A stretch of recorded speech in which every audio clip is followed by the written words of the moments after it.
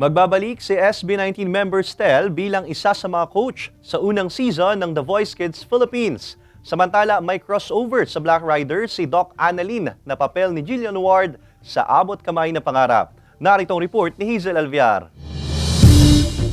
Inanunsyo ni SB19 member Stel Ahero sa All Out Sundays kahapon na muli siyang magbabalik bilang isa sa mga coach sa unang season ng The Voice Kids Philippines. Inanyayahan nito ang mga batang 7 hanggang 14 years old na mag-audition. Matatandang isa siya sa mga coaches ng The Voice Generations kasama sina Julian San Jose, Billy Crawford at Chito Miranda kung saan ang grupo niya ang tinanghal na kampyon sa nasabing season.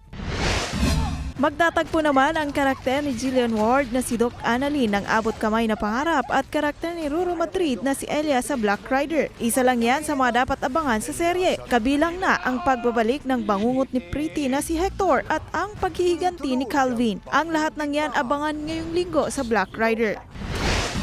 Samantala, hahanapin ni Seth ang karakter ni Gabby Eigenman ng alien kay Doy. Makita niya kaya ito? Abangan yan sa My Guardian Alien, 8:50 PM sa GMA Prime pagkatapos ng Black Rider. Hazel Alviar, Balitang Southern Tagalog.